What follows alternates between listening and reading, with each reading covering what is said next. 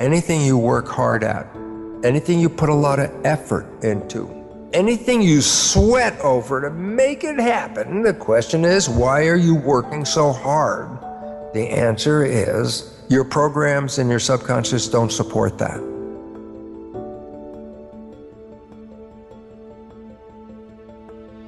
When you're thinking, that's conscious mind, creative. I'm thinking. If your conscious mind is driving the vehicle, let's say you're controlling your nervous system, controlling your behavior, you got the hands on the wheel, you're driving the car with your wishes and desires. I want to go here, I'm going to go do that. And I say, great, wishes and desires. Let's say you're walking down the street, and then all of a sudden you have a thought. The conscious mind at this moment, is it paying attention to the walking on the street, or does it go inside your head and look for the answer? That's a question. The moment the conscious mind went ahead, it's not paying attention to what's going on the outside, is it? When my conscious mind is in thought, my subconscious by default becomes autopilot. When I am thinking, my conscious mind is engaged in creative imagination. By definition, it's not paying attention. And whatever behavior I'm engaged with at that moment is now going to be run by what? Subconscious program. Autopilot.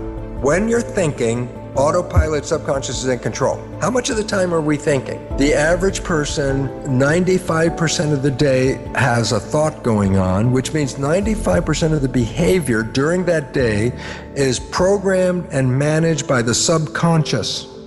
Your life is not controlled by the conscious mind, which is wishes and desires. Okay? It's controlled by the subconscious, which has been programmed by observing other people. And then your life becomes an expression of their behavior. The programming of your subconscious started in the last trimester of pregnancy and was intense from year 0, 1, 2, 3, 4, 5, 6, and by 7 starts, the programming is less. So the first 7 years are programming, okay? And you say, but how do I know what the programs are? 95% of your life comes from the subconscious. Point? Your life is a printout of your subconscious programming. So you don't need to go back in your life to find out who did what to create the life that you have. All you have to do is look at the life you have, because it is an expression of your programs. The things that you like that come into your life easily are there because you have programs to encourage and support that. Anything you work hard at, anything you put a lot of effort into, anything you sweat over to make it happen, the question is, why are you working so hard? The answer is, your programs and your subconscious don't support that. What if, and this is not a what, it's a can do, what happens if I change or rewrite my subconscious? What if you took all the negative behaviors that are interfering with your life and rewrote them with very positive behaviors, with wishes and desires that are the same as the conscious mind, so that either the conscious mind or the subconscious mind are both operating from wishes and desires? Whether you're paying attention or not paying attention, you're still playing wishes and desires. And so in other words, you can have a honeymoon life the rest of your life every day. The only reason you lost the honeymoon is because you went back and got caught up in playing the old tapes and sacrificing and sabotaging yourself without even you seeing it, and the honeymoon ends. If you had rewritten the subconscious program so that they conform and aligned with your wishes and desires, then it wouldn't make any difference if you're thinking or not thinking. Your behavior in both situations would always lead you to the full happiness of the honeymoon experience as a way of life every day of your life. We look at our lives. We have wishes and desires, conscious mind.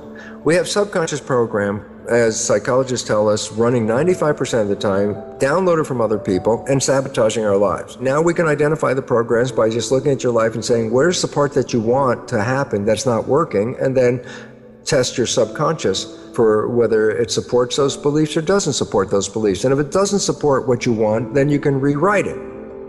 Conscious mind, being creative, can learn in a creative fashion. Conscious mind can read a self-help book, and after one reading go, oh yeah, I've been educated, I know how I should do it this way, and my life could be really good if I understood this. And then you say, well, I just read the book and I understand how it all works, and yet my life is still exactly the same. You can go to the lecture, you can read the book, you can watch the video, you can even just go, aha, and the conscious mind, being creative, can learn just from simply that. Read the book, it learned. I go, what about subconscious? I go, it's a habit mind. I said, well, how do you create a habit? I go, reading the book once is not a habit. So what's the point? The self-help book you read was picked up information-wise, educated, and enhanced your conscious awareness, and yet didn't touch any of your subconscious programs. You have the same behavior you had before you read the book, after you read the book, okay? Why? Conscious mind learns by reading the book. Subconscious habit, you don't learn from that one reading of the book. Here's the 3 things to rewrite your subconscious. Number 1, how did it learn in the first 7 years, the programmable period? I say, the brain was in a low vibrational frequency called theta, which is hypnosis. I say, so if I use hypnosis, I can download a program. I can say, yes, you can. That's how you can do it. The vibration of theta is a low vibration. It's below consciousness, which is alpha. And a higher vibration in alpha is beta, which is like schoolroom studying, work mind, work consciousness. The next one down is more calm, is alpha. When you go down below alpha, theta, which is the hypnosis or imagination phase as well, because children in that theta period, first 7 years, mix the real world and the imaginary world seamlessly, and that's because theta is imagination and reality mixed. And then below theta is a one lower vibration called delta, which is absolute sleep. Every day when you wake up, you're coming from delta, the lowest vibration. Just as you're waking up in the morning, just as you're coming out of sleep, the immediate groggy period in that beginning, that's theta.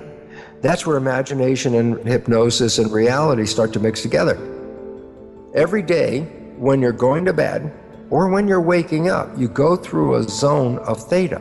Naturally, from sleep vibration delta, the lowest, to waking up, you have to go through theta.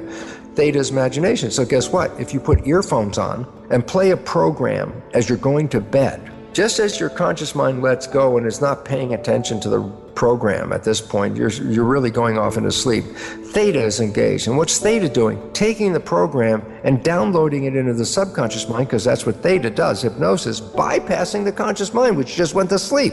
So every night, putting on earphones and playing a program of a behavior that you want to create in your life, repetition of that every night will then manifest that experience. Number 2, what about programming after age 7? I go, well, then the conscious mind's working. So how do I put a new program in? I say, you practiced. You repeated something over and over and over again, making a habit out of it. So repetition. So I say, you find that your behaviors are not supporting you, then guess what? Generate a behavior that represents supporting you and repeat it just like a player on a sporting team. Go out and do the practice. Just repeat it and repeat it and repeat it. Even if it's not real at the time, it will become real as it becomes downloaded as a program. Your subconscious will take that program and then use it to manifest life from it. Those are the 2 fundamental ways. Now, let me just add the last one, and this is really important because you can find it on my website. There's a whole listing of belief change modifications, and these belief change modalities all involve something called super learning. And what's relevant about them is these are practices where you can rewrite a subconscious belief in about somewhere between 5 and 10 minutes. A belief you may have had 40 years affect your life. Using some of these technologies, you can rewrite that belief, make a positive belief out of it in anywhere between 5 and 10 minutes. Yes, we've been programmed. The vast majority of the programs are negative and disempowering. So yes, the vast majority of people on this planet are having that negative experience as well. So the next most important thing now is to recognize, well, if I'm not getting what I want, is it because the universe is not giving it to me? And the answer is almost inevitably no. It's because your own program that's invisible, operating 95% of the day, is keeping it away from you.